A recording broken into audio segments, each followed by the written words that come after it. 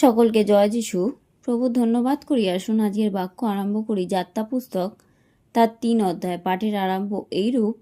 মসি আপন শ্বশুর জিঠ্র নামক মিদ্রনীয় যাজকের মেষপাল চড়াইতেন। একদা তিনি প্রান্তরের পশ্চাৎভাগে মেষপাল লইয়া গিয়া হেরবে ঈশ্বরের পর্বতে উপস্থিত হইলেন। আর ঝোপের মধ্যে হইতে অগ্নিশিখাতে সদাপ্রভু দূত তাহাকে দর্শন দিলেন। তখন তিনি দৃষ্টিপাত করিলেন, আর দেখো, ঝোপ অগ্নিতে জ্বলিতেছে, তথাপি ঝোপ বিনষ্ট হইতেছে না। তাই মসি কহিলেন, আমি এক পার্শ্বে গিয়া এই মহাশ্চর্য দৃশ্য দেখি, ঝোপ দগ্ধ হয় না, ইহার কারণ কি? কিন্তু সদাপ্রভু যখন দেখিলেন যে তিনি দেখিবার জন্য এক পার্শ্বে যাইতেছেন, তখন ঝোপের মধ্য হইতে ঈশ্বর তাহাকে ডাকিয়া কহিলেন, মসি, মসি। তিনি কহিলেন, দেখুন, এই আমি। তখন তিনি কহিলেন, এ স্থানের নিকটবর্তী হইও না, তোমার পদ হইতে জুতা খুলিয়া ফেলো, কেননা যে স্থানে তুমি দাঁড়াইয়া আছো উহা পবিত্র ভূমি। তিনি আরও কহিলেন, আমি তোমার পিতার ঈশ্বর, অব্রাহামের ঈশ্বর, ইসাকের ঈশ্বর ও যাকবের ঈশ্বর। তখন মসি আপন মুখ আচ্ছাদন করিলেন, কেননা তিনি ঈশ্বরের প্রতি দৃষ্টি করিতে ভীত হইয়াছিলেন। পরে সদাপ্রভু কহিলেন, সত্যই আমি মিশরস্থ আপন প্রজাদের কষ্ট দেখিয়াছি এবং কার্যশাসকদের সম্মুখে তাহাদের স্কন্দনও শুনিয়াছি। ফলত আমি তাহাদের দুঃখ জানি। আর মিস্রীয়দের হস্ত হইতে তাহাদিগকে উদ্ধার করিবার জন্য এবং সেই দেশ হইতে উঠাইয়া লইয়া উত্তম ও প্রশস্ত এক দেশে, অর্থাৎ কনানীয়, ইত্তীয়, ইমরীয়, পরিসীয়, ইব্রীয় ও জীবুসীয় লোকেরা যে স্থানে থাকে, সেই দুগ্ধ মধু প্রবাহী দেশে তাহাদিগকে আনিবার জন্য নামিয়া আসিয়াছি। এখন দেখো, ইসরায়েল সন্তানগণের স্কন্দন আমার নিকটে উপস্থিত হইয়াছে, এবং মিস্রীয়রা তাহাদের প্রতি যে দৌরাত্ম্য করে তাহা আমি দেখিয়াছি। অতএব এখন আইসো, আমি তোমাকে ফোরনের নিকটে প্রেরণ করি, তুমি মিশর হইতে আমার প্রজা ইসরায়েল সন্তানদিগকে বাহির করিও।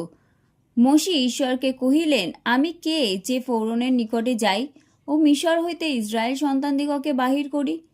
তিনি কহিলেন, নিশ্চয় আমি তোমার সহবর্তী হইব, এবং আমি যে তোমাকে প্রেরণ করিলাম তোমার পক্ষে তাহার এই চিহ্ন হইবে।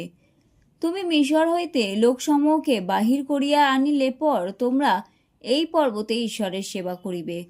পরে মসি ঈশ্বরকে কহিলেন, দেখো, আমি যখন ইসরায়েল সন্তানদের নিকটে গিয়া বলিব, তোমাদের পিতৃপুরুষদের ঈশ্বর তোমাদের নিকটে আমাকে প্রেরণ করিয়াছেন, তখন যদি তাহারা জিজ্ঞাসা করে তাহার নাম কি, তবে তাহাদিগকে কি বলিব?